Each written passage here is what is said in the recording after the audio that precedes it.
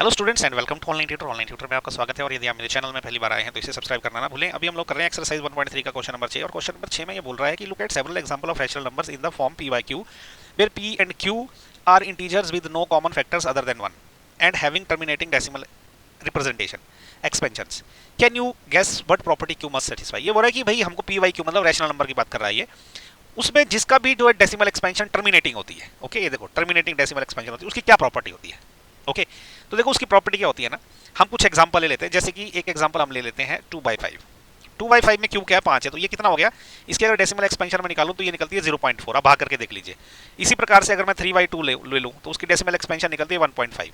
Okay, 7/5 ले लूं तो इसकी डेसिमल एक्सपेंशन कितनी हो जाएगी, 1.5 हो जाएगी। ओके, और भी ले सकता हूं मैं, जैसे कि समझ लो कि एक मैं ले लेता हूं आपका एक और एग्जांपल ले लेते हैं। जैसे कि हम ले लेते हैं, समझो कि 3/10। ओके, तो ये कितना हो जाएगा, 0.3 हो जाएगा डेसिमल एक्सपेंशन।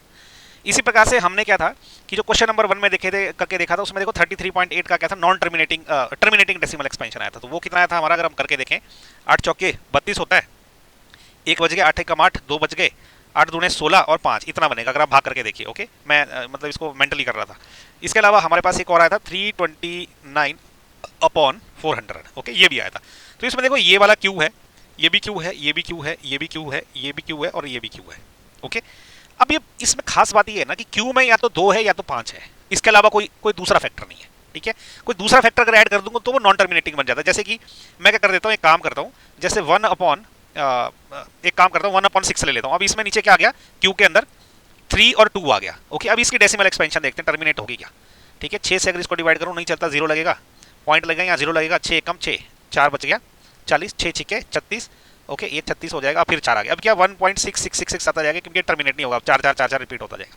तो इसका मतलब इस क्यू के अंदर जो है ऐसे फैक्टर होने चाहिए जिसमें 2 और 5 के अलावा कोई दूसरा कोई सा भी फैक्टर नहीं चाहिए, अदर देन 2 और 5 कुछ नहीं चाहिए। और अगर इसके अलावा कुछ भी रहेगा तो टर्मिनेट नहीं होगा। ओके, एक और एग्जांपल ले सकते हैं, 2/3 ले लेते हैं। ठीक है, 2/3 में क्या 2 भी नहीं है नीचे क्यू के अंदर, तो देखो ये क्या होगा, अच्छे से लिख देता हूँ इसको। ओके, 2/3 इसको देखो डेसिमल एक्सपेंशन इसकी क्या टर्मिनेट होगी क्या।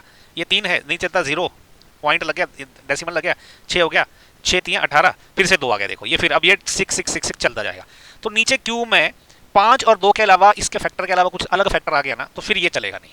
ओके, तो अब इसका मतलब ये है कि क्यू मस्ट हैव ओनली 2 और 5, ठीक है, as it's prime factor.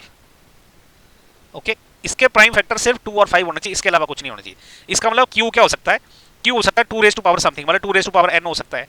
Q क्या हो सकता है आपका 5 रेज टू पावर n भी हो सकता है। और क्यू क्या हो सकता है 2 raise to power n multiplied by 5 raise to power m हो सकता है। मतलब क्यू की ये तीनों फॉर्म हो सकती है, इसके अलावा कोई और फॉर्म नहीं हो सकती। ओके, जैसे कि ये देखो, ये वाली क्या सेटिस्फाई कर रहा है क्या, 33/8 में। इसमें देखो 8 क्या है, 8 को मैं 2 की पावर 3 लिख सकता हूँ, तो ये वाली फॉर्म है 2 रेज टू पावर 3। ओके, और ये वाला कर रहा है क्या, इसमें देखो ये क्या है 3/10, ये वाली फॉर्म है। इसमें क्या 2 की पावर 1 है और 5 की पावर भी 1 है, तो 5 दूने 10 हो गया ये वाला। ओके, इसी प्रकार से 400 क्या है, देखिए 400 को कर लेते हैं।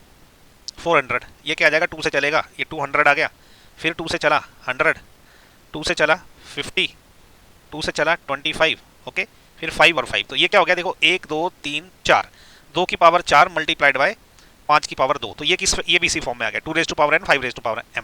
ठीक है, यहाँ पे n की वैल्यू 4 है, m की वैल्यू 2 है। ओके, तो यही हमारा आंसर है कि q जो है it must be in the form of 2 raise to power n and 5 raise to power m। इसके अलावा इसका कोई भी दूसरा प्राइम फैक्टर नहीं चाहिए। ओके, तो इसी के साथ क्वेश्चन नंबर 6 हो गया खत्म।